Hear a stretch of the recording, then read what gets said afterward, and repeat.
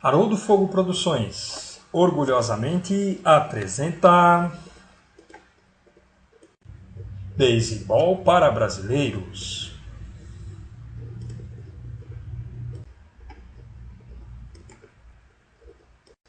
Olá, meu nome é Haroldo Fogo e eu vou falar para vocês sobre uma paixão, não uma paixão nacional, que é o beisebol.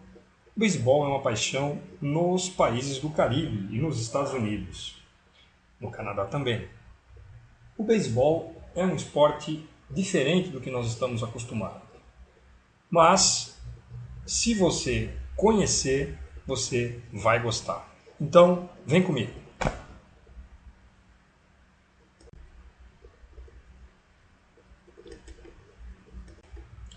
E olha eu de novo aqui. E eu vou mostrar para vocês, sem muitas delongas, como funciona esse jogo que os centro-americanos e os americanos, os norte-americanos, gostam muito.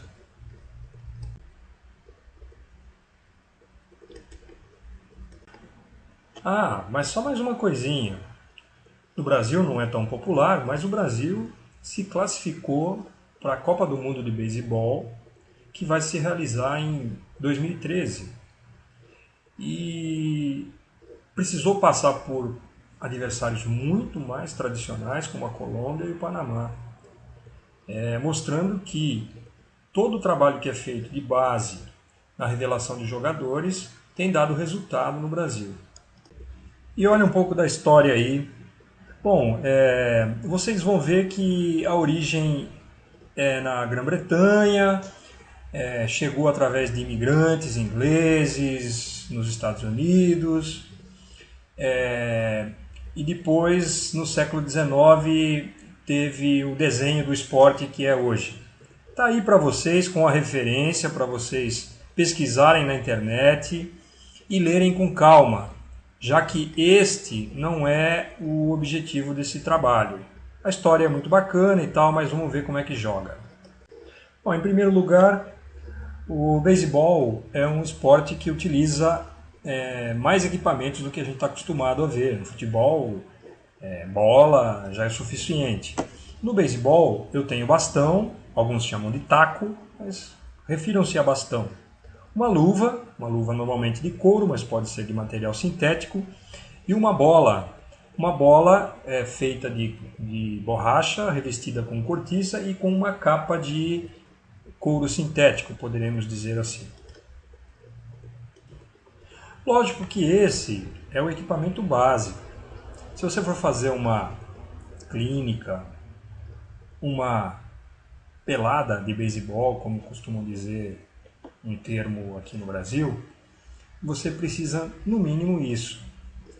Mas não são só esses equipamentos que precisam. Por isso que é um esporte com pouca difusão no Brasil, porque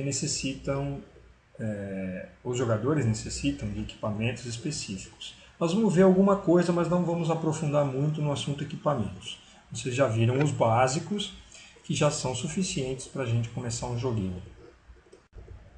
Agora a gente vai ver o campo do beisebol. O campo do beisebol é conhecido também como diamante, porque ele tem uma forma aproximada de um diamante lapidado.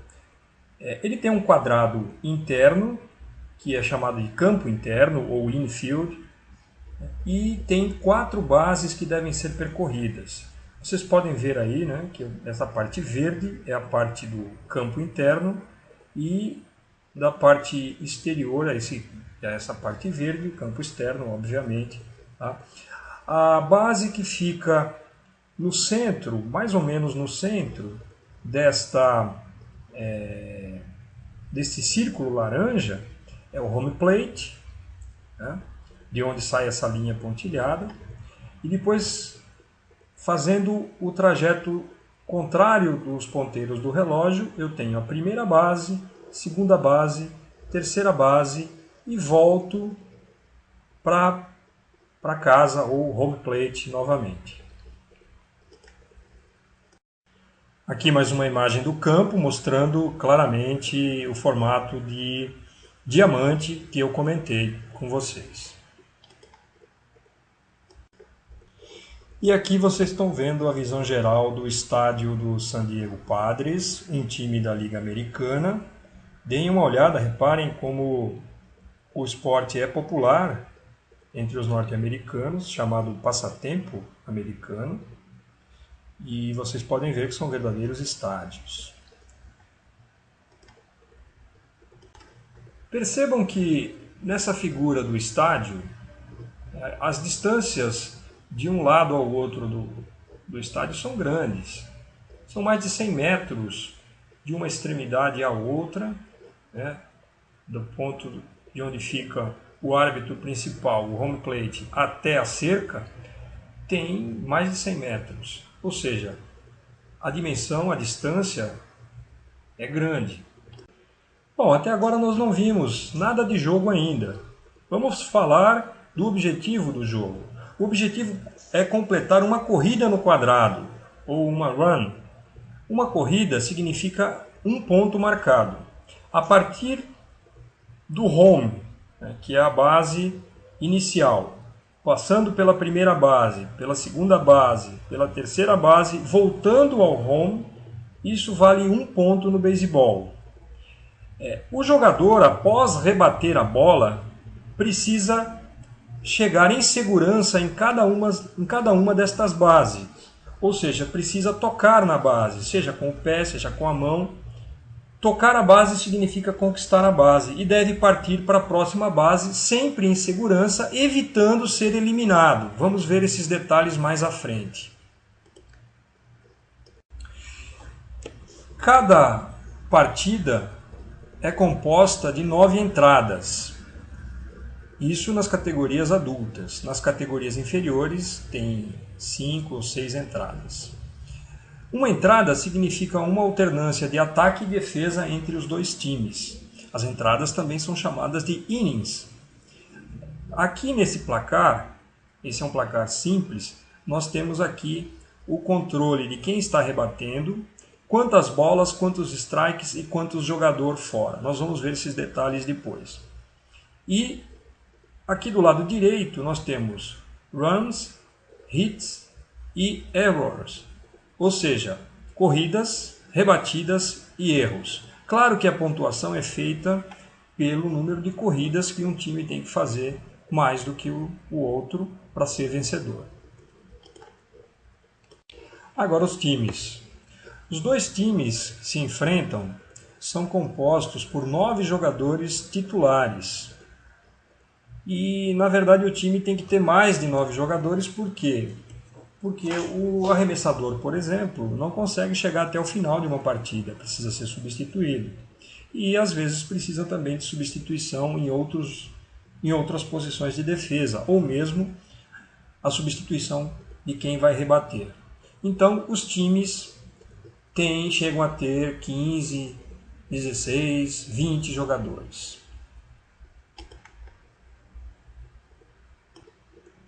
Bom, e aqui a gente vai falar um pouquinho das posições.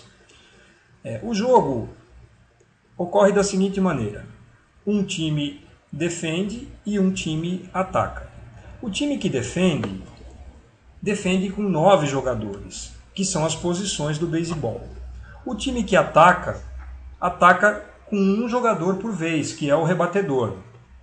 Bom, aqui, quando falamos em posições, falamos das posições de defesa, que são as seguintes, conforme as bolinhas amarelas com números vermelhos que vocês podem ver nesta figura. A posição 1 é o pitcher ou o arremessador, a posição 2 é o catcher ou o receptor, a posição 3, o first base ou primeira base, posição 4, second base ou segunda base, posição 5, third base ou terceira base, posição 6 é o shortstop, posição 7, left field ou jardineiro esquerdo, posição 8, center field ou jardineiro central e posição 9, right field ou jardineiro direito.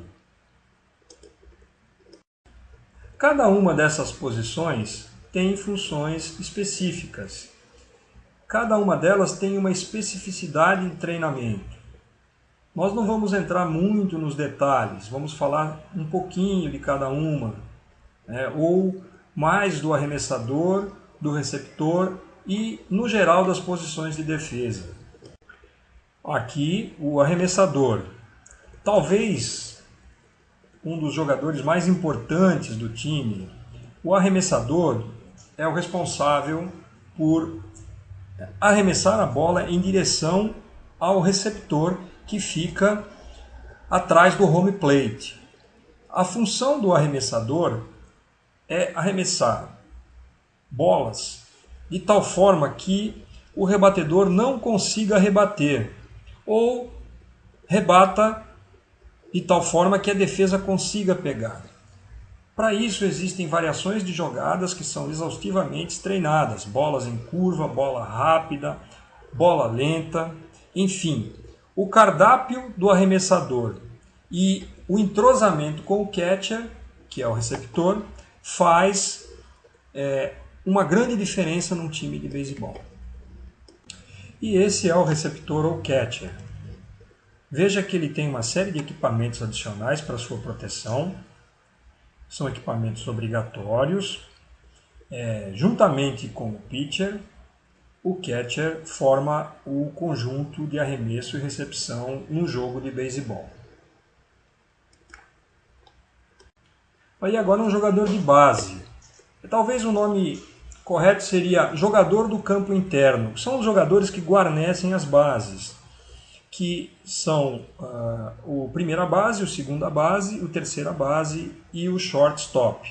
A tarefa deles é evitar que um atacante que rebateu a bola chegue antes deles nas bases, ou seja, não deixe o atacante conquistar as bases.